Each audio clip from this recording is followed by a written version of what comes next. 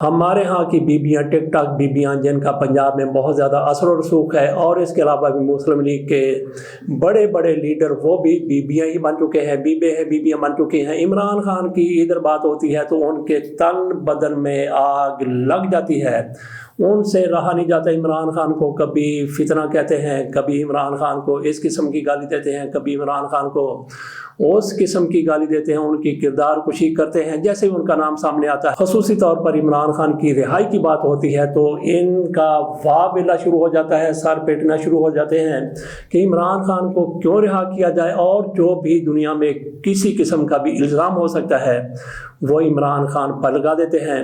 تو جس طرح سے یہ رونا روتے ہیں، جس طرح سے واویلا کرتے ہیں، جس طرح سے کردار کشی کرتے ہیں، جس طرح سے عمران خان کے خلاف باتیں کرتے ہیں، تنقید بہت چھوٹا لفظ ہے جو کچھ عمران خان کے حوالے سے یہ کہتے ہیں، تو ایسا ان لوگوں کی طرف سے کیوں کہا جاتا ہے، کیوں کیا جاتا ہے؟ کیا دنیا ان کی باتیں مان لیتی ہے؟ بالکل بھی نہیں، لیکن ان کے رویوں کو دیکھ کر ایسے لگتا ہے کہ جیسے کسی دور میں، بلکہ آج کل بھی انڈیا میں ایک ایسا قبیلہ موجود ہے جو رونے دھونے میں شہرت رکھتا ہے۔ اگر کسی کے ہاں کوئی موت ہو جاتی ہے تو ان کو کرائے پر وہاں پہ لے جایا جاتا ہے، وہاں پہ جانے والی خواتین بالکل ہماری ٹک ٹاکرز کی طرح ہی رونا پیٹنا بال کھیل لیتی ہیں، روتی ہیں، پیٹتی ہیں، آنسو بہاتی ہیں، اور آنسو بہا بہا کر چونکہ وہ پیشہ ور ہو چکی ہیں، ان کی آنکھوں کے نیچے ہلکے نہیں بلکہ ان کی لائنیں بن چکی ہیں جہاں جہاں سے آنسو اتنے زیادہ وہ بہاتی ہیں۔ تو یہی ہماری حکومت کے بیبوں کا اور بابوؤں کا حال ہے۔ اس طرح سے واویلا عمران خان کے حوالے سے یہ روتے ہوئے پیٹتے ہوئے کرتے ہیں۔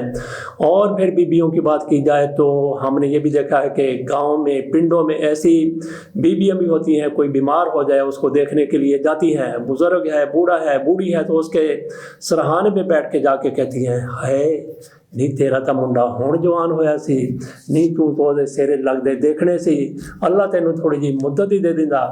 اور ایسی بھی خواتین ہیں، ہمارے ایک بزرگ نے بالکل منع کر دیا تھا، انہوں نے کہا کہ میں جتنا بھی بیمار ہو جاؤں کوئی عورت مجھے دیکھنے کے لیے میری بیمار پرسی کے لیے نہ آئے، کیونکہ ان کو یہ تھا کہ یہ خواتین جاتی تھیں، ادھر سے آئی ادھر سے آئی، بیمار کو دیکھا اور دروازے سے نکلتے ہی ایک دوسرے کے کانوں میں کہنے لگ پڑتی ہیں کہ نہیں ایدے تے ناکری کومڑی مڑ گئی ہے، ناک کے اگلے حصے کا مڑ جانا موت کی علامت ہوتا ہے۔ تو ان کے بزرگ کی طرف سے کہہ دیا گیا کہ ایسی خواتین کو بالکل بھی مجھے دیکھنے کے لیے نہ آنے دیا جائے، جیسے ایسی خواتین کو منع کیا گیا۔ اور یہ وہی اسی طرح کی خواتین ہیں، مریض کو دیکھنے کے لیے جاتی ہیں، اور اسی طرح سے عمران خان کے حوالے سے ان کا واویلا شروع ہو جاتا ہے۔ اگلی خبر کی طرف چلتے ہیں۔ امریکہ کے دو خلاباز جو 2024 میں جون میں خلائی اسٹیشن پر گئے تھے، وہ 8 دن کے لیے گئے تھے، لیکن وہاں سے ایسی خرابی ہوئی ان کے سیٹلائٹ میں واپسی میں کہ 9 ماہ کے بعد وہ واپس آئے ہیں۔ ایک تو ان میں بچ ولمور اور دوسری ان کی ساتھی تھی سنیتا ولیمز۔ یہ دونوں 2024 میں بوئنگ کے اسٹار لائنز اسپیس کرافٹ کی اولین انحصار بردار پرواز کے ذریعے ISS پہنچے تھے، مگر خلائی جہاز میں فنی خرابی کے باعث وہ اسٹیشن پر ہی رکنے پر مجبور ہو گئے تھے۔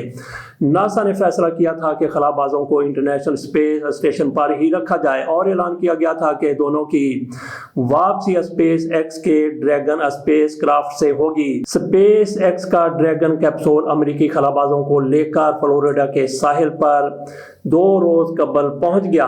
اس نے حفاظت کے ساتھ سمندر میں لینڈ کر لیا۔ منگل 18 مارچ کو یہ لینڈنگ کی گئی۔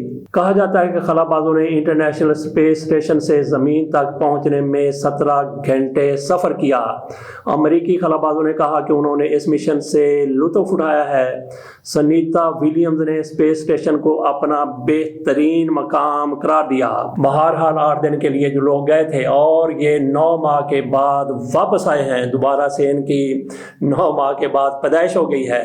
ان کے لیے واقعی یہ نئی زندگی ہے، کیونکہ کچھ پتہ نہیں چل رہا تھا کہ یہ واپس آ بھی سکیں گے یا پھر نہیں آ سکیں گے۔ صدر ٹرمپ کی طرف سے اس کا بھی کریڈٹ لیا گیا ہے، جبکہ ان کے مخالف کی طرف سے تکلیف کا اظہار بھی ہوا۔ وہ کہہ رہے ہیں کہ نہیں، ناسا کی طرف سے یہ سارا کچھ کیا گیا، وہی ان کو واپس لائے ہیں، جبکہ ٹرمپ کی طرف سے کہا گیا کہ میں نے اپنی انتخابی مہم کے دوران ہی کہہ دیا تھا کہ جب میں صدر بنوں گا، جب میں اقتدار میں آؤں گا تو سب سے پہلے ان لوگوں کو واپس لانے کی کوشش کروں گا اور ان کو واپس لا کر دکھاؤں گا۔ تو ٹرمپ کی طرف سے से अब कहा गया कि मैंने एक और वादा पूरा कर दिया। ये देखिए कि 2 खराबा जो वहाँ पे फंसे हुए थे उनको मैं वापस ले आया हूँ।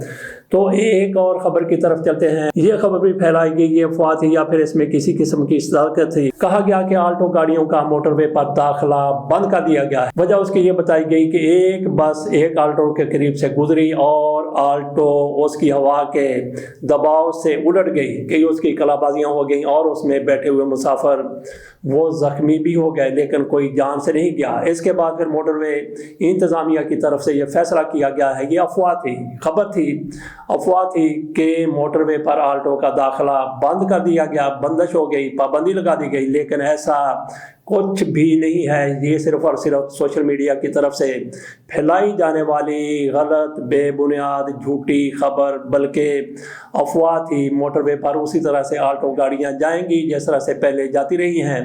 अगर वहाँ पे कोई हादसा हुआ, कोई एक्सीडेंट हुआ है तो वो फिर उसका कोई और वजह होगी, कोई और सबब होगा। सिर्फ और सिर्फ दबाव की वजह से इस तरह से आल्टो का उलट जाना कोई मानने वाली, यकीन करने वाली बात नहीं है। बहरहाल आप गाड़ी पर जा रहे हैं, आपके करीब से एक बहुत तेज रफ्तार बस या ट्राला गुजर जाता है तो आपकी गाड़ी में, बड़ी गाड़ी है, छोटी गाड़ी, उसमें थोड़ी सी लर्जिश जरूर आ जाती है, जैसा कि मेहरान के साथ होता है, आल्टो के साथ होता है। तो इसका ये मतलब हरगिज़ नहीं है कि वो गाड़ियां उलट जाती हैं और हादसा हो जाते हैं। बहरहाल ये एक अफवाह थी और ये जैसे ही मोटरवे इंतजामिया की तरफ से इसकी वजाहत की गई तो ये अफवाह भी दम तोड़ गई। अब चलते हैं जहाज में। किस जहाज में? कोयटा से उड़ने वाला जहाज, और उसमें सब कमिश्नर कोयटा इफ्तिखार जो कि मौजूद थे, उनकी बेटी भी उसमें सफ़र कर रही थी कि दौरान परवाज़ जैसे ही जहाज टेक ऑफ करता है, एयर होस्टेस की तरफ से उनको बेल्ट लगाने के लिए कहा जाता है और जो कुछ उनके लिए वहाँ पे पीने खाने के लिए रखा गया उस पर भी उनको थोड़ी सी तंबीह की जाती है। जब बताया जाता है तो इनकी बेटी जो कि ज़ई साहब की बेटी साइमा उनका नाम है, वो गुस्से में आ जाती हैं। वो थप्पड़ नहीं बल्कि मुक्का रसीद कर देती हैं एयर होस्टेस के मुंह पर, जिससे उनके नाक से खून निकलना शुरू हो जाता है और साथ ही उनका दांत भी टूट जाता है।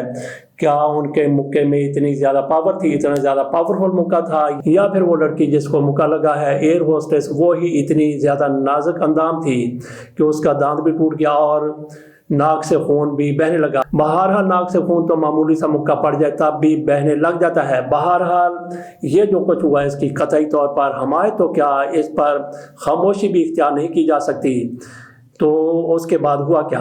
फौरी तौर पर जहाज़ को लैंड करवाया गया। ASF ने वहाँ पे आकर कार्रवाई की, दोनों को हिरासत में ले लिया, लेकिन उसके बाद फिर कमिश्नर साहब थे, दबाव पड़ा, ऐसा दबाव पड़ा कि दोनों को घर जाने दिया गया और एयर होस्टेस वो बेचारी हॉस्पिटल में दाखिल है।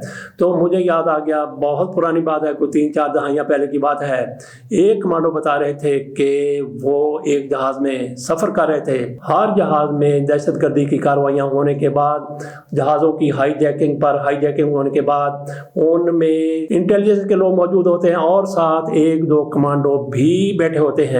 इसी तरह से एक नौजवान, बिगड़ा हुआ नौजवान, किसी बहुत बड़े अफसर का बेटा, वो एयर होस्टेस की तरफ लपक रहा था, उसको तंग कर रहा था। उसको बैठने के लिए कहा गया, लेकिन जब उसने बैठने से, अपनी हरकतों से बाज आने से इनकार कर दिया, फिर भी वो लपकता रहा, झपकता रहा, उस खातून को पकड़ने की कोशिश करता रहा। तो वो गार्ड, सिक्योरिटी गार्ड, वो कमांडो अपनी जगह से उठा तो उसकी तरफ से जोरदार किस्म का ठूंगा मारा गया। ठूंगा कह लें या आप उसको चपत कह लें, इस तरह से ये उंगलियां उसने उसके सर के ऊपर मारी। और कमांडो बता रहे थे कि जब उसने अपना हाथ ऊपर किया तो उसके सर के बाल उसकी उंगलियों के साथ लगे हुए थे, जैसे चपत मारी गई थी। और उसके बाद उस लड़के के औसान खता नहीं हुए, बल्कि वो होश में ना रहा। और बताया जाता है कि उसके बाद कभी भी वो दुरुस्त नहीं हो सका, पागल होकर रह गया।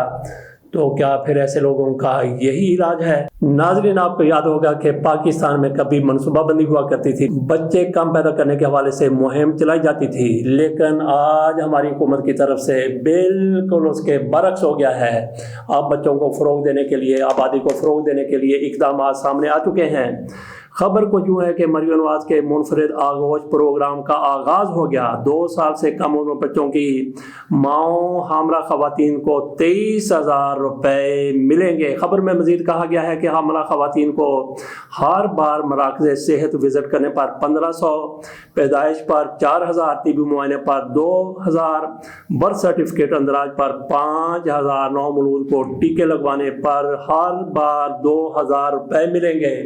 تو خاندانی منصوبہ بندی جو پہلے ہوا کرتی تھی، تو آپ اندازہ کر لیں تو آپ اس حوالے سے لوگوں کا کیا رجحان ہوگا، زیادہ بچوں کی پیدائش کو فروغ ملے گا، کیا ہوگا؟ اجازت دیجیے، اللہ حافظ۔